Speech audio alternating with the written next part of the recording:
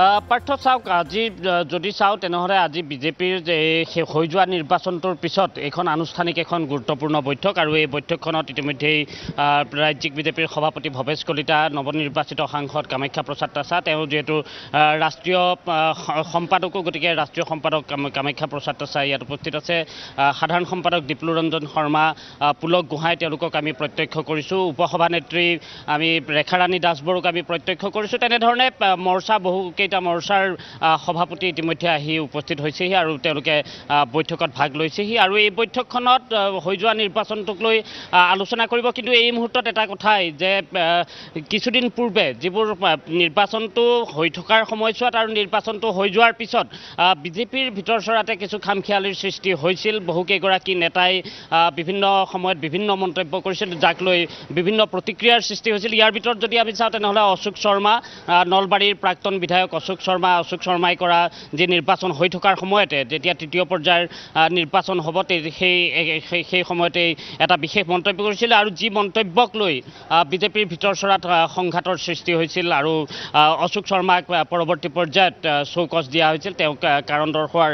জাননী দিয়া হৈছিল আৰু সেই জাননীৰ উত্তৰ অশোক শৰ্মাই প্ৰদান কৰিছিল কিন্তু ভৱেশ কলিতাই তেতিয়া এটা কথা কৈছিল যে যেতিয়া বিষয়ববীয়া সভা হ'ব তেতিয়া বিষয়ববীয়া সভাত সেই পত্ৰখন খুলিব গতিকে আজি লক্ষণীয় হ'ব যে ভৱেশ কলিতাই সেই পত্ৰখন খুলি কেনেধৰণৰ সিদ্ধান্ত গ্ৰহণ কৰে অৱশ্যে পত্ৰখন খুলিবৰ বাবে যথেষ্ট সময় ইতিমধ্যেই পোৱা হৈছে কিন্তু যেতিয়া পত্ৰখন ৰাজহুৱা হৈছিল তেতিয়া ভৱেশ কলিতাই এটা কথা উল্লেখ কৰিছিল যে এই পত্ৰখন যিহেতু তেওঁ মোক বন্ধ খামত দিছে আৰু বন্ধ খামটো তেতিয়া খুলিম যেতিয়া বিষয়ববীয়া বৈঠক হ'ব আজি বিষয়ববীয়া বৈঠক আছে গতিকে সেই পত্ৰখন খুলিব নাই সেইটো প্ৰথম কথা তাৰপিছতে জয়ন্ত দাস উপসভাপতি তেওঁ এগৰাকী জয়ন্ত দাসেও এখন পত্ৰ লিখিছিল যিখন পত্ৰৰ মূল বিষয়টোৱে আছিল অশোক শৰ্মাক কাৰণ দৰ্শোৱাৰ জাননী দিয়া গতিকে সেই কাৰণ দৰ্শোৱাৰ জাননীক লৈ যিখন জয়ন্ত দাসে পৰৱৰ্তী সময়ত পত্ৰ লিখিলে বাজপেয়ী ভৱনলৈ অৰ্থাৎ ৰাজ্যিক বিজেপিৰ সভাপতিলে সেই পত্ৰখন সন্দৰ্ভতো ইয়াত আজি আলোচনা হ'ব নেকি এই কথাবোৰ আছে পৰৱৰ্তী পৰ্যায়ত আমি দেখিলোঁ যে মৃণাল শইকীয়া খুমটাইৰ বিধায়ক মৃণাল শইকীয়াই মন্ত্ৰী জয়ন্ত মল্ল বৰুৱাৰ বিৰুদ্ধে তেওঁ মুকলিভাৱে সামাজিক মাধ্যমত কিছু কথা লিখিলে আৰু পৰৱৰ্তী পৰ্যায়ত জয়ন্ত মল্ল বৰুৱাই কিছু তাৰ প্ৰত্যুত্তৰ দিলে গতিকে সেই সন্দৰ্ভতো আলোচনা কেনেবাকৈ আজিৰ দিনটোত হ'ব নেকি এই কথাবোৰ আছে আৰু হৈ যোৱা নিৰ্বাচনটোত কেনেধৰণে বিজেপিৰ কি ফলাফল হ'ল বিজেপিয়ে তাৰ পৰা শিক্ষা ল'বলগীয়া আছে নেকি এই বিষয়বোৰো নিশ্চয় আজিৰ দিনটোত পৰ্যালোচনা তেওঁলোকে ৰাজ্যিক বিজেপিয়ে কৰিব সেই বিষয়বোৰো নিশ্চয়কৈ থাকিব এই মুহূৰ্তত আমি দেখুৱাইছোঁ এয়া ৰামকৃষ্ণ ঘোষ হোজাইৰ বিধায়ক ৰামকৃষ্ণ ঘোষ আহি উপস্থিত হৈছে ৰাজ্যিক বিজেপিৰ কাৰ্যালয়ত বাজপেয়ী ভৱনত আৰু তেওঁ বৈঠকখনত অংশগ্ৰহণ কৰিব ইজনৰ পিছত সিজন আহি আছে আমি এনেধৰণে যিসকল আহি যাব সেইসকলৰ দৃশ্য দেখুৱাই থাকিম কিন্তু তাৰ সমান্তৰালভাৱে যিটো মূল বিষয় যে বিজেপি সভাপতি ভৱেশ কলিতাই উল্লেখ কৰিছে যে আজিৰ যিখন বৈঠক হ'ব সেই বৈঠকত তেওঁলোকে বানপানীৰ বৰ্তমানৰ যি অসমৰ অৱস্থা সেই সন্দৰ্ভতো তেওঁলোকে কিছু আলোচনা তেওঁলোকে আগবঢ়াই দিব তাৰ লগতে কৈছে যে পঞ্চায়ত নিৰ্বাচন বা উপ নিৰ্বাচন সন্দৰ্ভত আজিৰ দিনটোত তেওঁলোকে আজিৰ দিনটোত তেওঁলোকে আলোচনা নকৰে কিন্তু তেওঁলোকে যিহেতু 5টাকৈ যি বিধানসভা সমষ্টিত উপ নিৰ্বাচন হ'ব তাৰ বাবে এগৰাকী ৰাজ্যিক সমন্বয়কক দায়িত্ব দিয়া হৈছে সেইগৰাকী হৈছে সাধাৰণ সম্পাদক দীপ্লুৰঞ্জন শৰ্মাক 5টা সমষ্টিৰ সমন্বয়কৰ দায়িত্ব তেওঁক প্ৰদান কৰা হৈছে গতিকে তেওঁৰ নেতৃত্বত পুনৰ সেই 5টা যি বিধানসভা সমষ্টি থাকিব প্ৰত্যেকটো বিধানসভা সমষ্টিতে 3গৰাকী জ্যেষ্ঠ কাৰ্যকৰ্তাক লৈ এখন সমন্বয়ক কমিটি তেনেধৰণে থাকিব গতিকে সেই কমিটিসমূহক লৈ নিশ্চয়কৈ আজি কামৰ যি ভাগ বতৰা আছে নিশ্চয়কৈ সেইসমূহ দি দিয়া হ'ব আৰু 7 জুলাইত বিজেপিৰ বৰ্ধিত কাৰ্যনিৰ্বাহক আছে সেইখন যথেষ্ট গুৰুত্বপূৰ্ণ হ'ব পাৰ্থ কাৰণ বৰ্ধিত কাৰ্যনিৰ্বাহক বিজেপিৰ এইখন এই সময়ছোৱাত যে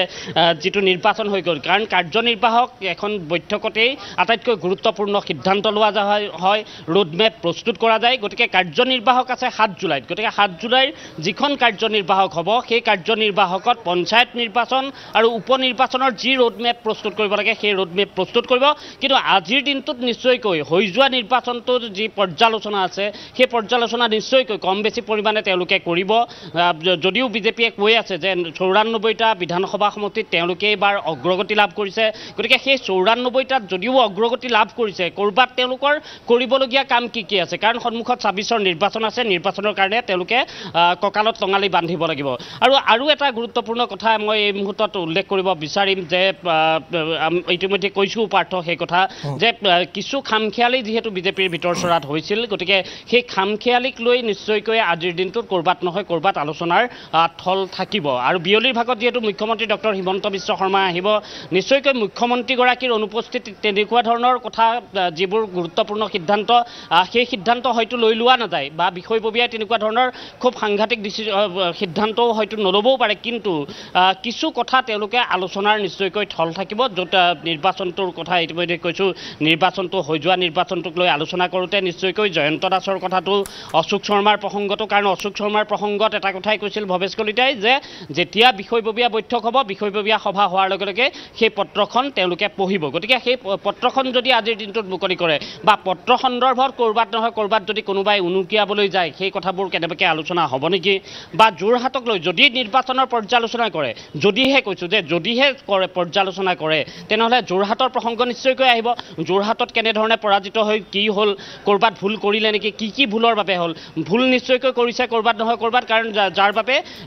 যিটো নিৰ্বাচনী ফলাফলৰ কথা বিজেপিয়ে কৈ আছিলে সেই নিৰ্বাচনী ফলাফল কিন্তু যোৰহাটক লৈ দেখা পোৱা নগ'ল বিজেপিয়ে যিহেতু 13ৰ কথা কৈ আছিলে তেওঁলোকে 11ত তেওঁলোক সীমাবদ্ধ হ'বলগীয়া হ'ল বিজেপি মিত্ৰজোঁট গতিকে সেই সন্দৰ্ভতো নিশ্চয়কৈ তেনেবোৰ কথা থাকিব আৰু ইতিমধ্যে ভৱেশ কলিতাই কৈছে যে 7 জুলাইত কাৰ্যনিৰ্বাহক অনুষ্ঠিত হ'ব আৰু 7 জুলাই কাৰ্যনিৰ্বাহকত পঞ্চায়ত নিৰ্বাচন আৰু হ'বলগীয়া উপ নিৰ্বাচনৰ ৰোডমেপ তেওঁলোকে প্ৰস্তুত কৰিব কিন্তু নিশ্চয়কৈ ৰাজ্যিক সমন্বয়ক যিহেতু দীপ্লুৰঞ্জন শৰ্মাক ইতিমধ্যে উপ নিৰ্বাচনৰ দিয়া হৈছে 5টা সমষ্টিৰ বাবে সেই যিবোৰ সিদ্ধান্ত লৈ ইতিমধ্যে সেইবোৰক কেনেধৰণে পদবী ভাগ কৰা যায় বা সমিতি যিকেইখন আছে যে 5টা সমষ্টিত আপুনি চামগুৰি বঙাইগাঁও চিডলি বিহালী আৰু তাৰ লগতে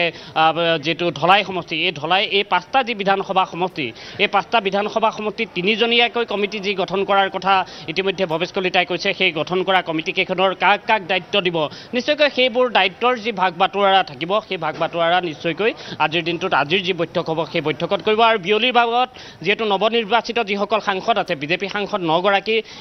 পূৰ্বতেও 9গৰাকী জয়ী হৈছিল বিজেপিৰ এইবাৰো 9গৰাকী বিজেপিৰ সাংসদ জয়ী হৈছে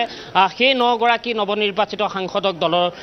দললৈ আদৰণি জনোৱা হ'ব দলীয় কাৰ্যালয়লৈ আৰু লগতে যি দুটা তেওঁলোকৰ সহযোগী দল আছে মিত্ৰ দল আছে অসম গণ পৰিষদ আৰু UPPLৰ যিসকল সাংসদ জয়ী হৈ আহিছে যি দুগৰাকী ফণীভূষণ চৌধুৰী আৰু জয়ন্ত বসুমতাৰী তেওঁলোককো আজি ইয়াতে সম্বৰ্ধনা যিহেতু জনোৱা হ'ব আৰু কেন্দ্ৰীয় কেবিনেটত মোদীৰ কেবিনেটত স্থান লাভ কৰা তৃতীয়বাৰৰ বাবে স্থান লাভ কৰিছে সৰ্বানন্দ সোণোৱালক ইয়াত সম্বৰ্ধনা জনোৱা হ'ব পবিত্ৰ মাৰ্ঘেৰিটা তেওঁ ৰাজ্যিক মন্ত্ৰীৰ দায়িত্ব যিহেতু লাভ কৰিছে মোদীৰ কেবিনেটত গতিকে সেই ৰাজ্যিক মন্ত্ৰিত্ব লাভ কৰা পবিত্ৰ মাৰ্ঘেৰিটাকো ইয়াত সম্বৰ্ধনা জনোৱা হ'ব গতিকে এনেধৰণৰ কাৰ্যসূচী তেওঁলোকে ভগাই লৈছে প্ৰথমতে যিখন প্ৰথম বৈঠকখন আছিল সেই বৈঠক ইতিমধ্যে আৰম্ভ হৈছে সেই বৈঠকত নিশ্চয়কৈ এই কথাবোৰ যিখিনি পৰ্যালোচনাৰ বিষয় আছে সেই কম বেছি পৰিমাণে সেই পৰ্যালোচনা তেওঁলোকে কৰিব 1 বজাত যিহেতু জিলা সভাপতি জিলাৰ প্ৰভাৰীসকলক ইয়ালৈ মতা হৈছে জিলাৰ সম্পাদকসকলক মতা হৈছে গতিকে সেইসকল যেতিয়া আহিব সেইসকলৰ পৰা খুঁটি নাটি আপুনি এটা সমষ্টিত এটা বিধানসভা সমষ্টিত বা এখন জিলাত কেনেকুৱা পৰ্যায়ত কি কাম কৰিবলগীয়া আছে বা কি হৈ উঠিছে কি হৈ উঠিবলগীয়া আছে এই কথাবোৰ নিশ্চয়কৈ তেওঁলোকৰ থাকিব অসুবিধাৰ সন্মুখীন ক'ৰবাত হৈছিলে নেকি জিলা সভাপতি ক'ৰবাত তেওঁলোকে যেতিয়া নিৰ্বাচনটো চলাই থাকোঁতে তেওঁলোকৰ ক'ৰবাত তেওঁলোকে অসুবিধা তেওঁলোকে দেখিছিলে নেকি তেওঁলোকে সন্মুখত দেখা কি সমস্যা আছিলে সেই সমস্যাসমূহ নিশ্চয়কৈ আজিৰ দলৰ মজিয়াত তেওঁলোকে ৰাখিব কাৰণ বাৰম্বাৰ এই কথাটোকে কৈ থকা হয় যে যিকোনো আলোচনা দলৰ মজিয়াতহে হয় নিশ্চয়কৈ দলৰ মজিয়াত আলোচনা কৰাৰ অন্যতম এক সুযোগ আজিৰ দিনটোত আছে গতিকে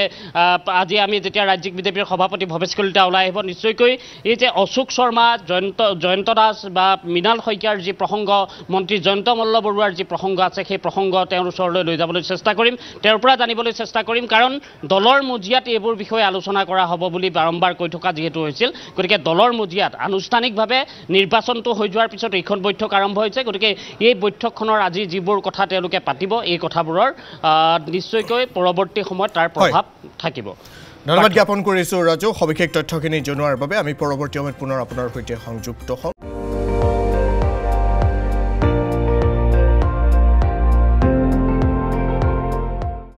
আপুনি চাই আছে ND24 সৰ্বশ্ৰেষ্ঠ নহয় সৰ্বোত্তমৰ দৌৰ